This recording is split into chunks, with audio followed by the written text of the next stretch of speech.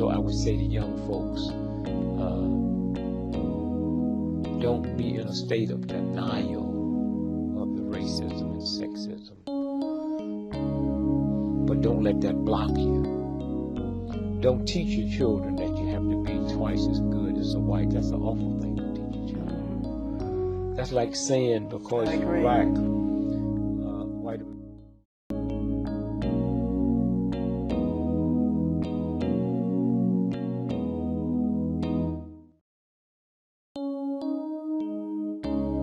For most of history, black people have not been allowed to enter established universities. We don't fear the black children. I mean, it's ridiculous to fear a few black children. We ask the government in principle. We want to maintain our Afrikaans culture, character, ethos, etc. Because we are a very small minority group in this province, and we were refused. The Extension of University Education Act made it a criminal offense for non-white students to register at a university. Practiced apartheid, I lived apartheid, and I enjoyed apartheid.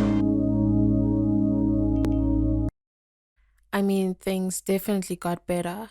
Let's take a detour through history. The first documented black intellect was Dio Soga, a 19th century African intellectual who completed his degree in Glasgow. In 1903, Charlotte Makgomo became the first black woman to graduate with a degree in South Africa. In 1935, saw the first black South African academic receive a PhD.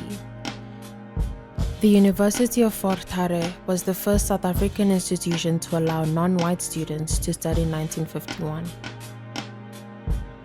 And thankfully, the end of apartheid saw an accelerated shift towards multiracialism in public universities.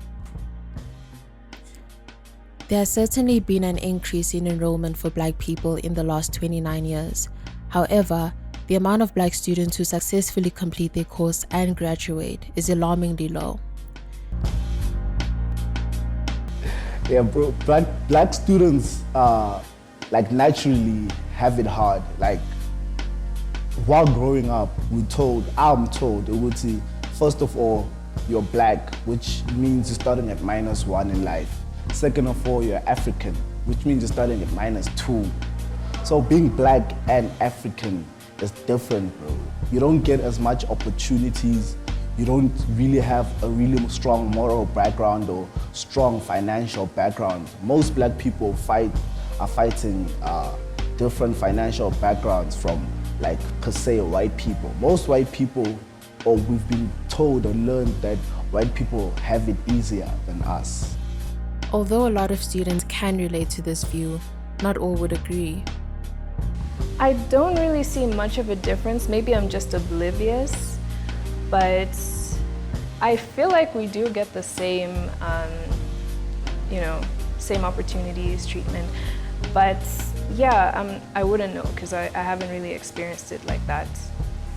English for me has been a struggle when I came here because I come from a township school. I mean, we are taught English, but we don't really speak English that much. It's mostly like we only speak like our own languages. So like when you come to uni, you have to learn how to like really speak it because you know how to like write and read English, but like speaking English in an everyday conversation is like really, really hard. But like, you get the hang of it like over time. Despite the end of apartheid, townships continue to isolate many black South Africans from resources, one of them being adequate education. The overall marginalization of townships does not allow for true equality.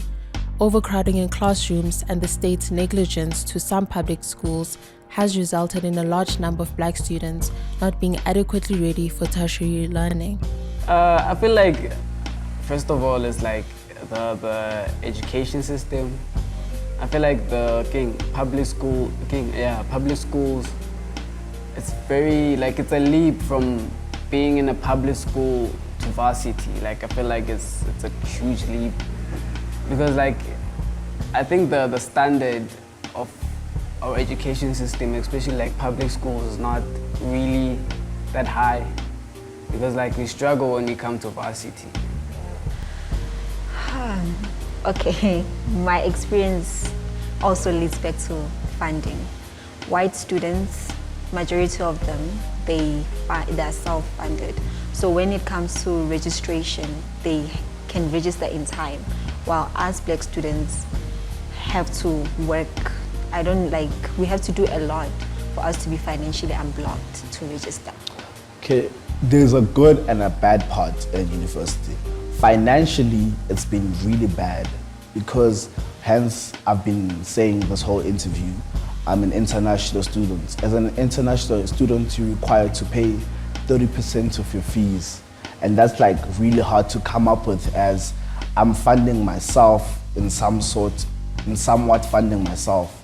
So it's been hard financially. Students at the Wits University have been protesting this past week for decent funding and accommodation.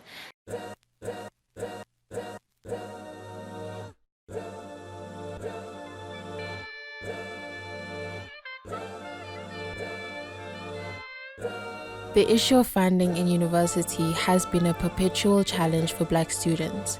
Although it's been more than 7 years since the Fees Must Fall protest, problems of access to quality education for all persists. The world changes according to the way people see it.